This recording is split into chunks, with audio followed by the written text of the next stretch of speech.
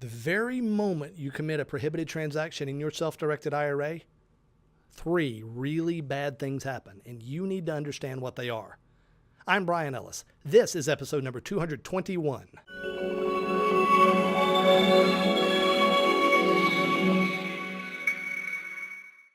Hello, SDI Nation. Welcome to the podcast of record for savvy, self-directed investors like you, where we help you to build great wealth without relying on Wall Street.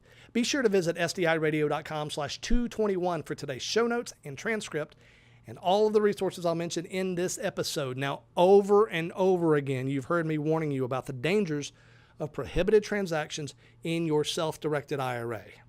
But today we're going to dig a little bit deeper. So let's start at the beginning, shall we? What is a prohibited transaction? Well, here's a good generalization for you. A prohibited transaction results whenever you use your IRA in such a way that you or someone related to you derives benefit from the money or the assets of that IRA outside of the context of your retirement. So, in other words, if you do anything where you benefit before you retire, or anybody you're related to benefits before you retire, that's bad. So if you buy real estate with your IRA and then you or your family uses it before you're retired, that's prohibited. If you borrow money from your IRA, that's prohibited. If you sell to or buy from your IRA, prohibited. If you use your IRA as collateral for a loan, prohibited.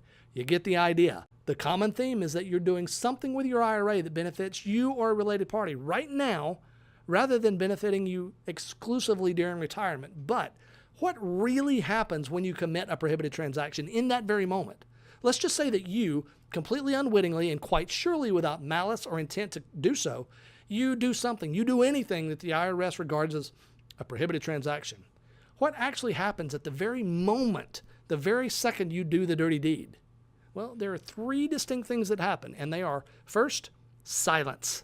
That's right, silence. You'll hear nothing. You'll see nothing. There won't be red flags waving. There won't be IRS agents knocking down your door. There'll be a whole lot of nothing. That's because the IRS and you don't even know what happened. Almost nobody commits a prohibited transaction intentionally, so when it happens, you don't even know it. And so you continue onward, potentially for years, acting as if nothing has happened, continuing to use your IRA as before. And it may happen that nobody ever finds out you did it. Now, generally speaking, the only way your error would be found out is through an audit of your IRA, which may happen soon, it may happen a long time in the future, or it may never happen at all. And unfortunately, there's no real clear statute of limitations on this stuff. There are cases where the IRS has hit up IRA owners nearly 10 years after the prohibited transaction happened. So you commit a prohibited transaction in your IRA and you experience a whole lot of nothing right away. And that's pretty normal. But silence, even though it's the first thing, that's not all that happens. Because if the IRS later determines you've committed a prohibited transaction, you'll discover that the second thing that happens when you did so is this. Your IRA ceases to be an IRA instantly. Actually, it's retroactively worse than that. Your IRA ceased to be an IRA as of January 1 on the year when you committed the PT.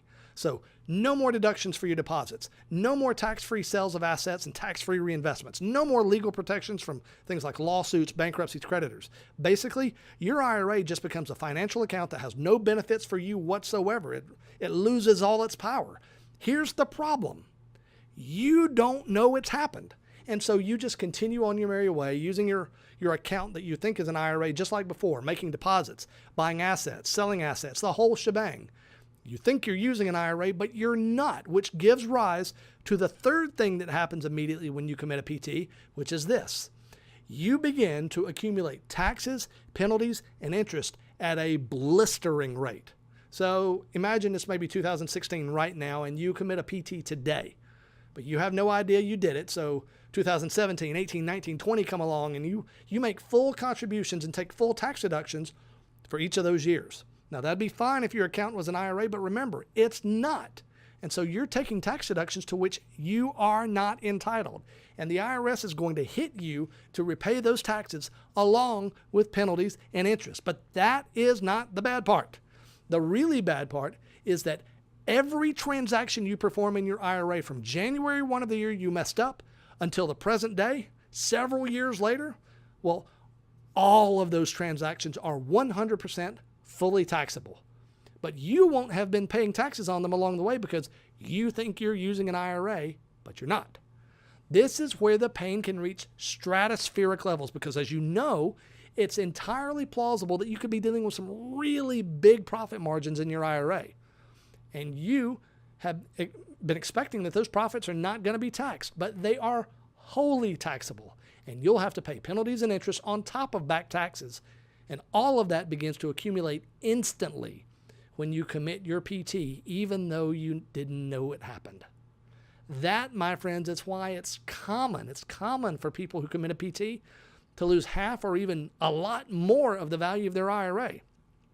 They commit this PT completely without awareness. They just don't know it. And so they continue on acting as if they're receiving the benefits of an IRA for many years thereafter, only to discover upon audit that those benefits vanished very suddenly years before. And the only thing that's been growing in the meantime is not your retirement savings, but your debt to the IRS. In a single moment, years of diligent savings and wise investing can be wiped out, and the IRS has not shown a proclivity towards a lot of mercy in these situations. It is a bad place to be. So, my friends, when using your self-directed IRA, always, 100% of the time, err on the side of caution, opting to seek expert advice early and often in the process of each investment so that you're never stuck dealing with the ugly, horrible fallout of this problem. Now, look, there are not very many attorneys and accountants who really know this stuff well, so I'll save you a heap of trouble and recommend one attorney to you right now. His name is Tim Berry, and you can get his contact info over at SDIRadio.com/Tim. If you think you've committed a PT, you should do yourself a favor and reach out to Tim right now. Now, my friends, look, I know this has been kind of a dark episode, a little bit downcast, but we've got a lot of exciting stuff headed your way on this show in the coming days. So be sure to click that big subscribe button so you don't miss anything. And if you like this episode, please click the thumbs up button down below. That really helps. My friends, remember this: invest wisely today and then live well forever.